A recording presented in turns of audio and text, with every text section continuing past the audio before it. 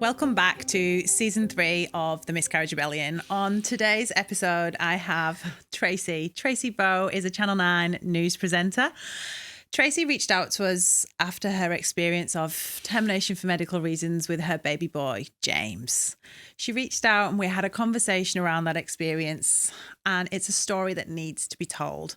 Termination for medical reasons isn't something that I've personally been through, but it is something that I hear daily through our communities that we provide TFMR support to, that there really is this additional stigma, shame and silence even that still exist. We know many in this community still use words like miscarriage, yet actually they've had a TFMR. And when you start to unpack that, we can see where that's coming from. So this is a really important conversation to have. I'm really grateful that you've chosen to come on to the Miscarriage Rebellion and to share your experience and where you are now. If we're going to start with welcome. Thanks, Sam. No, I feel very privileged and honoured to be able to, I guess, get to this point as well that, you know, I can, we feel comfortable speaking about our experience and losing our boy James. And thank you for having me involved. And, you know, your support network is just so important to so many people out there that I was naive to it all as well, and how many people go through their experiences, their losses, be it early in pregnancy or after they've given birth as well. So it's been a roller coaster, but we're here now, and happy to share James' story. Yeah. Thank you for coming on. We might step back then and go back even before that pregnancy with James. So you've just got married. Like most things, you've kind of gone through life. You've ticked these boxes. I've done this. I'm here now.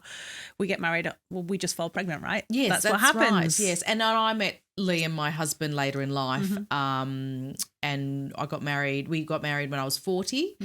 He's a couple of years younger. But, I think there's that naivety in terms of, oh, you just start trying and you'll fall pregnant like that, you know. You spend so many years or decades even to try not fall pregnant, right?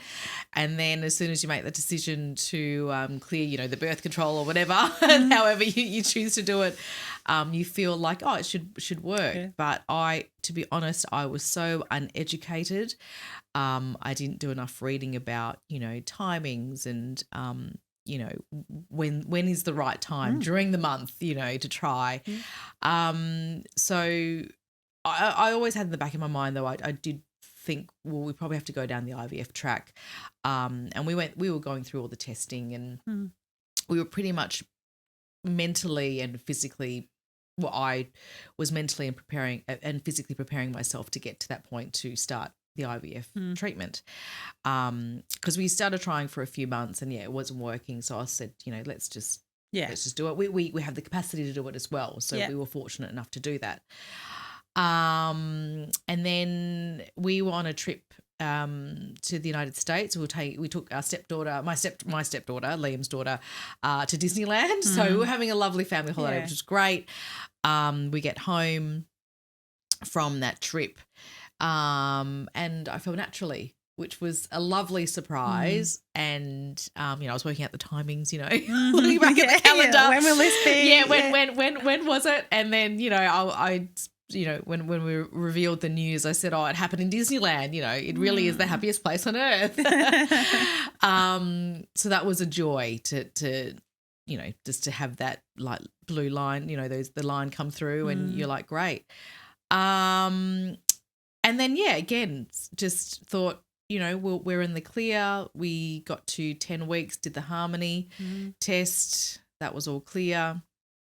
And it wasn't until the first scan, at the 13-week or so scan, there was an issue that came up. Yeah. So, and that was like, honestly, like a wrecking ball had come through the house almost for us. We just had there's no way to mentally prepare yourself for something like that. And it wasn't a dire sort of discovery or diagnosis. There were just a few things that were unclear about our boy. That the ultrasound clinic that we went to initially had picked up. So we were kind of just had to sort of, we were in their hands really to say, wait every single week to see what would kind of come about. Hoping every single scan would kind of get better. And that's often not talked about, right? This in between, because what we see in the movies and on TV is that miscarriage is something that happens early and it happens quickly. The rush to hospital, there's blood, there's that kind of drama is the way it's dramatized or on happens TV. in the bathroom or And so what we don't hear enough of is experiences where women and their partners have to hold space and you don't know which way it's going to go. And I hear those stories every day in our online communities where they might have had a scan where the heart rate's not as fast as it should be, or the growth's not quite where it was meant to be at this time. And then you have to wait. And I've been in that wait too. And that wait is agonising. Oh, yeah. It's awful because... It's all consuming, right? And you... Oh, sorry. Yeah, no, I'm saying so. It's all right. You build so much strength to try and have that hope that every single scan is going to get better, and that, it's so hard to try and be like, that's all right. We're going to put it out to the universe. Everything's going to be okay. He'll be all right. Things will change. The next scan will get better. And then, I just don't think, unless you're in it, you can't really fully appreciate or understand. Yeah, as you said, like it's a holding pattern. And you're almost in limbo. And then the questions, because you've told people as well. Yeah. So I thought after the Harmony test, I was starting to, did you? Go for it. I started telling people, and I, even just mentioned it early to the bosses at work. So, all these little questions were coming about, and you try to really just mask it and be like, we're going good. We're just, waiting for the next scan. There's just a couple of things that the, doctors want to check out. So that's sort of like on repeat, that line, every single week. So, and you're on your own really, because you can't, you kind of can confide in people or family members with what exactly is going on, but they don't fully understand either, because they're not sitting there looking at the scan and you're hearing from the sonographer what they're seeing or not seeing, So, but honestly, it just took so much energy to just try and hold on to that hope. Yeah. Because it feels like your responsibility, right? That's it. You're a parent. I want to hold on to hope for my baby. That's right. And I tried to get books. I, got different random supplements to try and just boost whatever I could in my body. But by that stage, I think, it was too late anyway. We couldn't, there wasn't much we could kind of, or I could physically, and then, I felt like I was letting him down. Like my body was letting him down because it just didn't give him, I guess, the nourishment or the nurturing that he needed to physically grow. Yeah. So. And it wasn't you. It's nothing that we do at all. But again, I and we at Pink Elephants hear that so much that I'd argue that because there's such a lack of a conversation around these experiences, that then when they happen to us, there's so much shame and stigma still playing out that doesn't need to be there, because it's nothing we did. Often it's genetics, right? And we can't control that, which is really shitty and awful. I know, but it's not your fault. Yeah. But yet, because there's been this lack of conversation around it, we all do it. I did it too. Was it that one glass of wine? Was it because I went for a run? Was it because I flew to so-and-so on work? Yeah. You just literally internalize all this and you question absolutely everything. Yeah. And it's not our fault. And we more women need to hear that. Yes. And I think the reason why I've sort of accepted and feel more comfortable speaking about our stories, I felt so much comfort once we shared the loss of James, how many people, not just people, obviously friends and family knew, but acquaintances, but also strangers who would reach out on social media and say I've been through the same thing, or And that gave us comfort that we weren't alone. But through the process of everything, you feel so alone, and you're, you know, you just say, you know, why us? What did we do to get to this point? And so we for us, we waited up until 20 weeks. And, you know, I think also my medical team were holding on to hope. Yeah, yeah. That things would change. We all want the best outcome, right? That's we right. Really do. Yeah. That's right. That things would change. And then we got a second opinion from another ultrasound clinic here in Perth who are amazing, their team. And I went back to them for my subsequent, with Mila. We talk about that later. But yeah, so we went for a second opinion with them, and there was a global issue. James just wasn't growing, and you know, by that stage at 20 weeks, and I didn't know what my body should feel like or look like by that stage either, because I had never experienced pregnancy before. So I was like, okay, and I had a little bump, so I thought I was on track. But then basically we sat down with the specialist, and she said, look, it is entirely up to you, but you know, it's a decision that you would need to make, but depends on when you want to make it. Because it was also hard through the scans. His heartbeat was so strong. Yeah, strong heartbeat. You know, there were other parts of the scan where he was perfect, but there were other parts that were just not there. So, we basically what we did that afternoon, we drove to the foreshore and just sat and cried. Just us two, you know, we had a moment.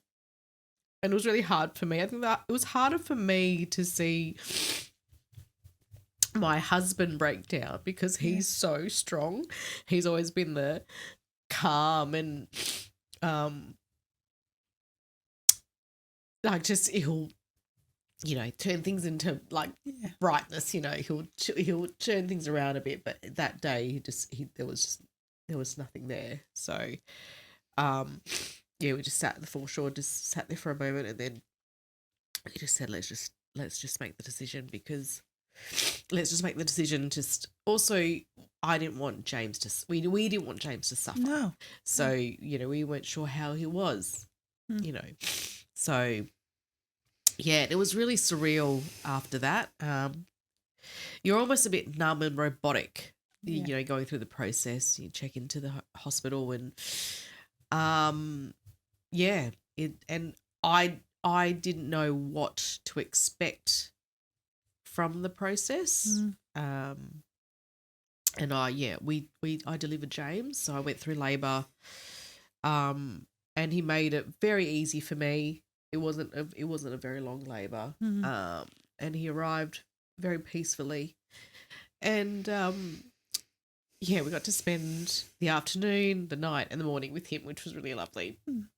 And it was really nice. We got to hold him for long amounts of time, and he had like such a gorgeous little nose and the eyes were there as well. So, but he was tiny. He was like 190 grams or something, so very small. But we thought that was a special time for us. Yeah, really special. We got to meet him, and he's at home with us. Yeah. So we've got his ashes, and he sits on this beautiful shrine with his hand and footprints. They're so small, so little tiny prints. And then he had a jelly cat that we had given him, a little bunny, so that sits there. We have his beanie and his wrap that he was very, very gently placed in by the nurses. So we've kept that there as well. So we were always going to take him home. There was an option where, like, the hospital here in Perth, they have this lovely rose garden. King Eddie's. King Eddie's. So they have a lovely rose garden there. So there was the option, but we just felt like, no, he needs to come home with us. So he's at home with us. Yeah. Thank you for sharing James with us. I know that's not easy. But it's nice to speak about him because even though he existed just for a mere moment, you know, he's always part of our family, part of our lives. And it's funny though, because even speaking about James, sometimes you feel like, oh, there's that awkwardness a bit like, oh, should I be speaking about, because when you speak about grief or loss in the right forum, you can get that, you can feel that love and that support. But when you can go to other sort of environments, and I know grief and loss is awkward. Yes. It is awkward for people. Some people just don't know how to handle it, which is fair. And I mean, my thing as well for speaking up a bit more about this is that, you know, we love talking about it, but we're not here to be like, well, it was me, you know, or this sorrowful, you know, feel sorry for me. No, it's more just like this is real. It's what happened. This is real to you. life, but it happens to a lot of people as well, and we kind of almost want to normalize the conversation and get rid of that stigma, you know, and that's why I feel like, that's what kind of pushed me to get to this point, and being able to speak to you about it. It's probably been the first time I've spoken in depth publicly about James and what, you know, everything that happened in the lead up. Because even, you know, I don't think people realise that I delivered him as well. No, because you were given a label of miscarriage in many ways. Yes. I know it's a termination for medical reasons, Yes. but like I said earlier, often the two terms get intertwined. People don't really understand the difference, or some people will use miscarriage because they're afraid of judgment of termination for medical That's reasons, right. which is abhorrent and should not be. That just blows my also, mind. You know, afterwards, I felt guilt. Yeah. There was a huge amount of guilt because we went through all the testing as well to see what was going on with James and why he wasn't growing. And that was also a very tough process because the answers weren't crystal clear either.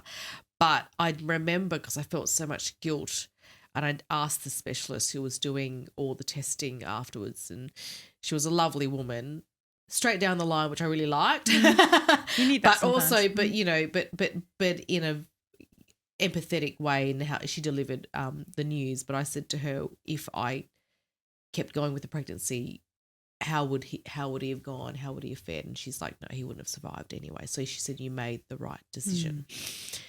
So yeah, I think I'd like people to understand with TFMR that it is not an easy decision, and there is that guilt that I don't think it will ever go away because you feel like the responsibility is there, but then we also know, you know, it was the right decision. We didn't want him to suffer. So. All I see from those decisions is parents that are absolutely filled with love for their child and are making a decision on behalf of their child that's compassion and love and nothing else. But yeah, we still have so many other emotions, and there's no wrong or right emotion. I think people get like with grief and loss, they try and fix it. They try and find a silver lining. Oh, I can do this and then you won't feel that. No, we all feel these things and the feelings are okay. Like we have to kind of get better at being able to deal with grief and loss and meet people where they're at, right? And it's funny, I'm going to quote a comedian who I found a lot of, like Liam and I found a lot of light. He's very crass, Jimmy Carr. Oh, right. Brilliant. Jimmy Carr. I love it. He is so crass. We love him, but he also comes up with such profound one-liners. Yeah, one-liners. And I'm not sure if you probably have seen it, Sam, but there was someone who texted through and said basically, I think she had a stillbirth, I think a year ago, and she only ever found light watching his shows and he was the one that said, like grief is really awkward. And then, you know, some people were like, I don't know what to say. And he said, you know what? Just say that. I don't know what to say. And also I just like to sort of enlighten people, I guess, in a way that just say, I'm sorry. Yeah. That's all you need to hear. You don't have to say anything. You don't have to fix it, right? No, stop trying to find the silver linings. You don't need to fix it. You just allow us to, allow us to speak Yeah. and to sit there and listen. But yeah, Jimmy Carr, that clip really got me, because I was like, he just show sums it up. up. So it just but he admits grief is effing awkward. It is. People don't like it. Loss is awkward. But if you don't know what to say, just say that. And I was like, that's simple. Yeah. So watch Jimmy Carr. I think we're going to link to the clip in the show notes. I know. But it's good. so right. And like we hear this conversation often as well, is that all the things that people say that are not helpful, and they're not ill intent. It's not done with malice. No. It's just a lack of education around grief and loss. And again, another thing for us is meeting us where we are and not being afraid of our grief and tears. Like, they're perfectly healthy. It's normal that we're crying. Yeah. You can't upset us anymore by saying things. Like, you just lean in and be present, I think, is enough, right? Well, and you if you allow that time and that, I guess, it's almost just like a cathartic sort of like, like, you know, you say I was in tears and now I'm like laughing, you know, it kind of, it's a phase, right? It passes.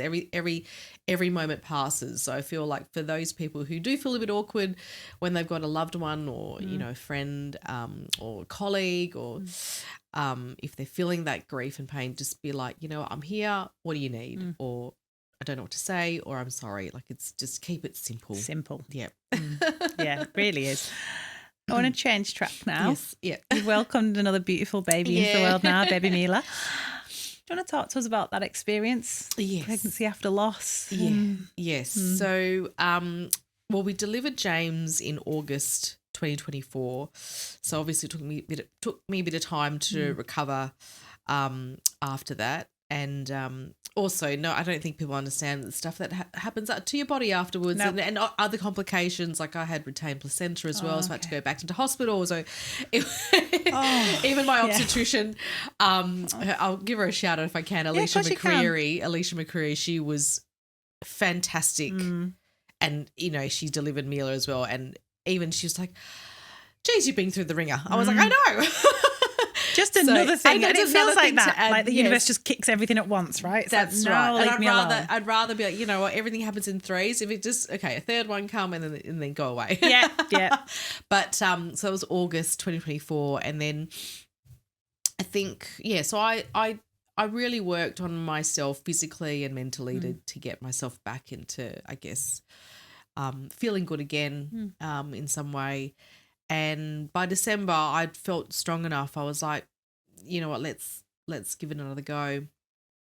But I wanted to go down the IVF path, and we did all the testing. And again, like, Liam and I are very fortunate enough that we can go down that, you know, down that road, because it is taxing emotionally, physically, but also financially. Yeah.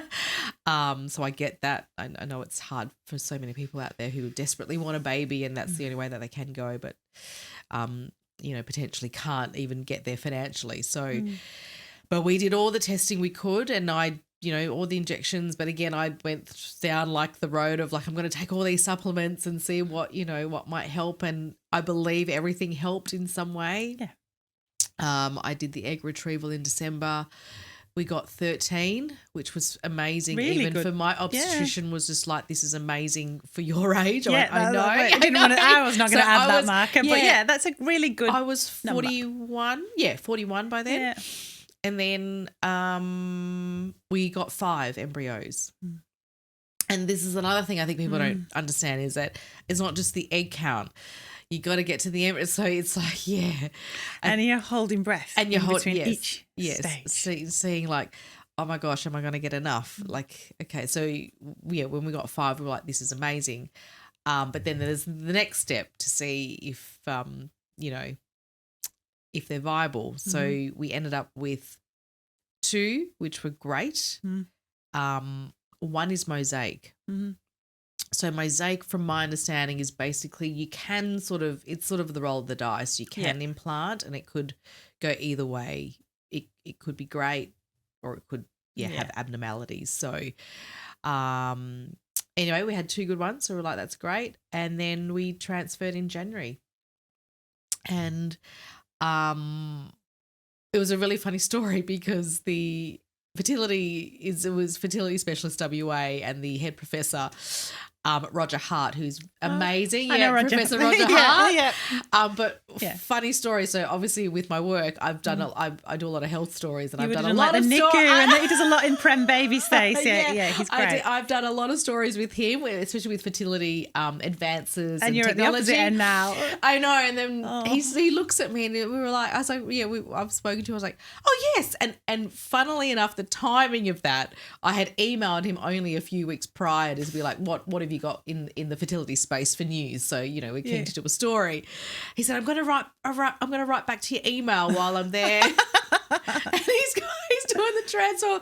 Liam thinks it's hilarious, but he's just talking away. He's so lovely. And I felt like, oh, this is already, we're on a good start here. Like, I've got someone who I trust, and he's making us feel so comfortable with everything. So we had the transfer, and then just waited for the for the blood tests, and then the official pregnancy test, and then we were over the moon.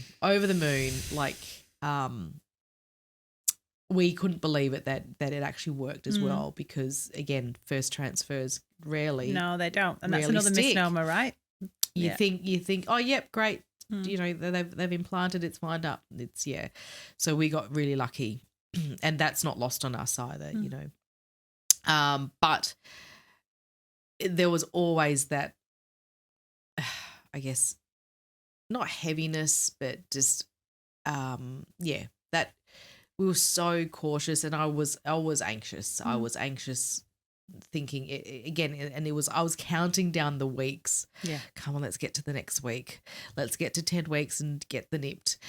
Let's get to 13 weeks, and hopefully that first scan. And it was that 13-week scan for us was like, it was great, but then we're like, no, we want to get to the 20-week. Yeah. I think by that stage, I think we wanted to be so cautious that they were willing to. We did regular scans because of what had happened to us before. So I think we did 13, I think 15, then 17, then and then we got to 20, and then we did 21. And I didn't officially say anything, I reckon, until about 21 or 22 weeks, until I knew, I guess, for certain that she was going to be. And as certain as you can be still in that moment. And I talk about, having delivered James at 20 weeks. And I know second pregnancies can be, your body's a bit different, but I knew this was different because even how my body was, and it just changed more. I could feel her more so than, when I had James at 20 weeks. So it felt different. Yeah. But again, it wasn't until we got to the hospital in October 2025, so just last year, that and then until I delivered her, and then I looked at her and I was like, can you please make a noise and cry? That was when I was like, okay, I think she's pretty good. She's really real, and she's real, and she's healthy. They did all the checks on her. The only issue that she had was jaundice, which is normal, so she had to do the blue light for 24 hours. But everything else checked out. The pediatricians were happy with her, and we got to go home, and it was just wonderful. It was so nice to have her, to bring her home. Yeah. And I think that was really important to talk there as well, is that pregnancy after loss. There is no kind of safe point where we all of a sudden just lean in and go, okay, I can believe now. What we hear from our community, and what I speak of from lived experience as well, is that there are these series of milestones. We even have a checklist on Pink Elephants for people who are pregnancy after loss, because we know what they are, right? We want to see our HCG double in. We want to have that first dating scan with a strong heartbeat. We then want to get through the NIPS. And there's an assumption from people who haven't gone through pregnancy after loss in general society that you get past this kind of arbitrary marker of miscarriage risk and you're all okay, and yours would be around that 20-week marker for you. But it's not that way, because there's a seed of doubt that's been put inside of you because you have gone through loss before, and you can't just remove that. It doesn't just go away, right? That's right. It sits there. It sat there throughout, and even and not even like there were minor things. Like my placenta was lying low. So I was a bit like, What does that what does that mean? Like, is that going to be an issue? And Alicia was like, no, it's fine. Like, we just might have to go down cesarean path if we need to. But we got scans right up until like, I think 37 and a half or something. And then my placenta moved. So it was fine. We were clear to go down the natural path, which is what I wanted to as well. But I also was still, when I was in hospital going through labour, I was like, anything could happen. And then I was trying to, when they monitor you, and I was trying to hear like the sounds and make sure the sounds are all good. And even when I was probably TMI, but I was pushing, I was like, is that noise still there? Is the heartbeat still going? Yeah, like you feel really like I didn't even sort of, I was numb to everyone. I was numb, but I didn't even sort of care about what was going on there. I was more just trying to hear out, like listen to the monitors. Yeah, to hear that heartbeat. To see the heartbeat. And I was not naive also to the fact that I could potentially have to be rushed off to have an emergency C or whatever. But no, our birthing experience was great. Mila made it so easy for us, or for me. It was almost like James was also there, making sure that everything was going well and she was going to arrive safely on Earth's side. So, but, even now though, she's 6 months old, I'm still worried. You know, there's little things normal things, milestones that she'll reach. I'm like, is that normal? Dr. Google, which is terrible. I shouldn't be doing that. No, but, we all do it. Yeah, I do it. There's always that level. It's, you never stop worrying. But I think having, a loss, that concern and worry can be enhanced at certain times, So yeah, we see that. I think that parenting after loss is a different journey as well. Like we talked about this off camera before, but like I know that I can directly compare just my two. Like I've got 3 living children and I've lost 3 babies, but the first Georgie, I had no issues. Yeah. And I don't have this kind of anxiety around her health, whereas with Johnny and Rose, something happens and all of a sudden I can catastrophize very quickly. And I've spoken about that on here before. And I hear that so often from our community. We've actually been asked, can you do more parenting after loss? I'm like, no, we stay where we are. We can we can't service the need that we have here, right? Yes. But it is a different experience and I think that shows the profound deepness that this impacts us with and how long it stays with us as well. Yes, absolutely. And I don't think it's ever going to go away. But I also am so conscious of not wanting it to cloud my judgment, and I want to enjoy all the moments with her, because she is happy and healthy and she's safe. Yeah, and I got to keep reminding myself of that. But yeah, you do sometimes when you're sleep deprived, or she's a bit grizzly or something, and you're like, what's wrong? Is she sick? Is she unwell? And they can't tell you still as a baby. And they can't tell you, but then she smiles and you're like, okay, everything's all good, But yeah, we are so grateful to have her in our lives, and we feel like we've gotten so lucky with her after everything we've been through. And I think you almost forget as well. It's funny how when you're pregnant or you give birth, you kind of forget certain aspects. Yeah. Rose-tinted glasses, quite literally. Yes, and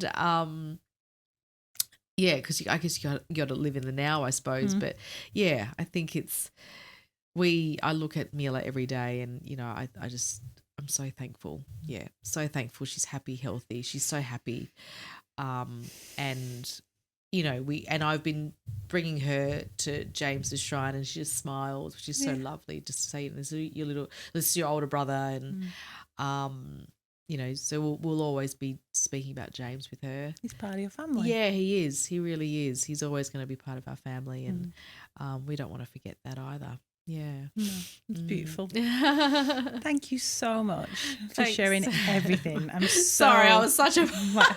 No. Oh, gosh, I hope I wasn't like... incredible. No, don't. It was so good. Didn't think I would get so emotional don't. That's why they're here, right? Because I know, you came prepared. You have to be ready, but we all do. And they're real. They're our babies. Yes. They matter. Of course we're going to cry. But I'll also say, what you guys do for our community, which is a community that we don't want to be a part of, like a club that we don't want to be a part of. But I'm also grateful that there is a club that there are a lot of people who are part of it as well. But the support that you give all of us is great. Even just these podcasts and just hearing other people's experiences so you can relate and you don't feel alone. So, you know, thank you.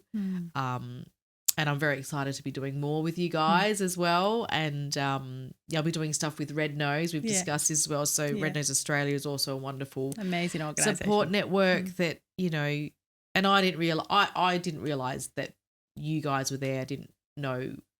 I kind of forgot that Red Nose was there. You know, you just don't think about these things. It's so hard to find what you need at that point. Yes. And you're not sure what support you need. You've never been there before, right? So not only are you in shock that this is actually happening to you, you've had no education, no awareness, no conversation really around it, and then you're expected to navigate your own support pathway. Yeah. Like it needs to flip the other way. Yes. It will one day. Yeah. Yes. Yeah. I think one thing probably we haven't really touched on.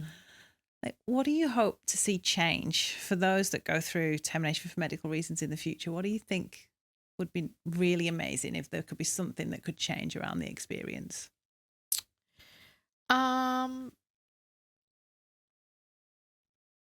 look, the medical team that we had were amazing, but there are certain aspects that when you're going through that sort of grief and loss, and I'm not trying to, you know, be negative towards some, you know, people, but, you know, I think a lot of people experience this, but sometimes the lack of empathy or just, you know, the language that's used or the tone, you know, we had some nurses were fantastic. Others were a bit abrasive at times, especially when you're going through such a huge, you're in the depths of despair. You're so vulnerable. Yes, so vulnerable. Anything can trigger you. I think just a bit of awareness in terms of tone and language and how you're approaching people who, I mean, I think I'd like to think I've got that compassionate side, but I got that from my family. My parents have a lovely, nurturing, compassionate side to them. So I'm always conscious of how people are feeling, and you know, even your tone can can be interpreted in a really different way. So I think just that approach, I guess, just when people are in that moment, having that empathy and compassion, but also just speaking about TFMR more, because I didn't know. I didn't know anything about it.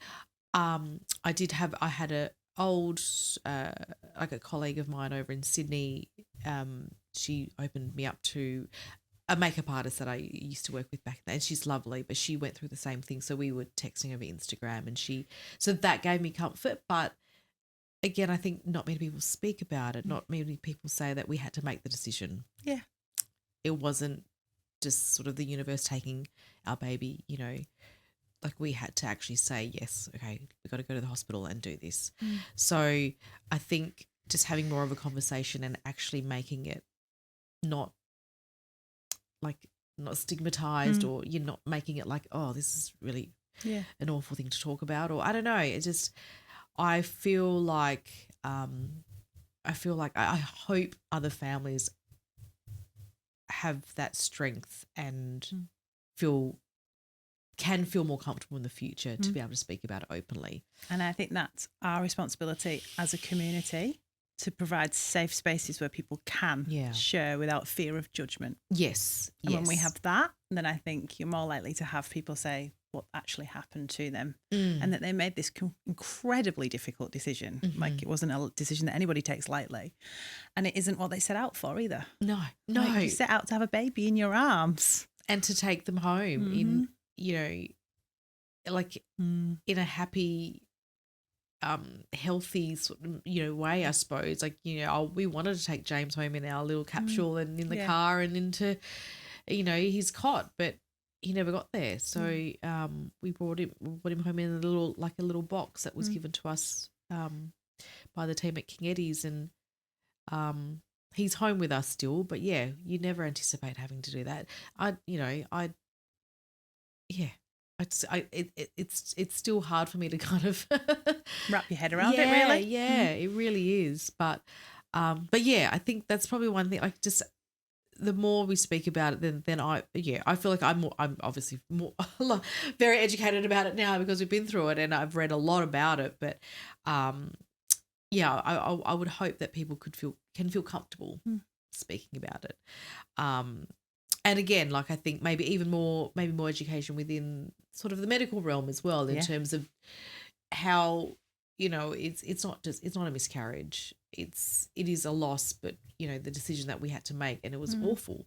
Yeah. So even just, I guess, how things are spoken about when you're in hospital, Yeah, the language that's wrote on your sheet as well, right? Yeah, the language it matters. Yes. Yeah, it's the language that's used. Again, I'm not criticising. The medical team is so good, and I know, and it's systems change. It's not an individual nurse, doctor, or anything. There's no criticism really there. It's actually what's required is government policy and directive to change language. Yes.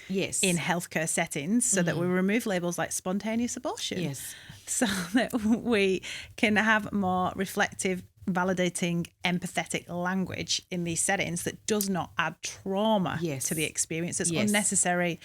And I'd argue it's out-of-date language that doesn't sit today, that we can remove, but it's a system and a process that needs to happen. But we do know there are some wonderful health professionals that just change the language. They just do it. I've got one, she's amazing, Terry, and she literally crosses things out on sheets and writes a different thing. And I'm like, I love you for that. Yes. Because she knows what a difference, because she's got lived experience, but she knows what a difference it makes. Yes.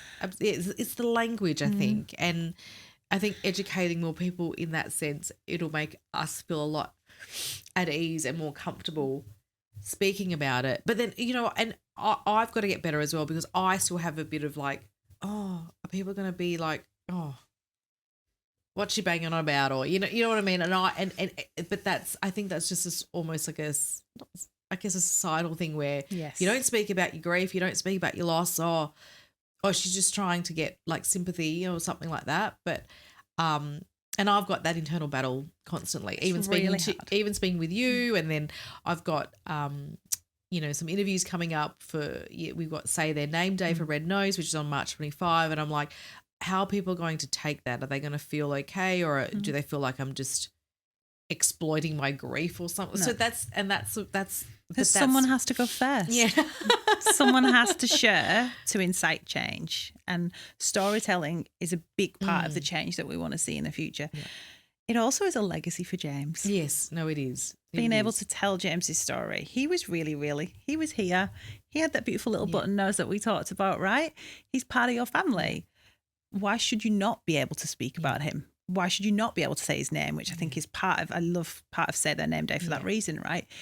It's giving our community who haven't had a voice or a space to share, because it's not had that safe space, it's creating that safe space. So we don't share for sympathy. No. We share the most personal, heartfelt, awful things that happen to us because we want to make change so that it doesn't happen to others in the same way. And there's also a lack of shock. But I want to add another thing there as well that we don't talk about enough.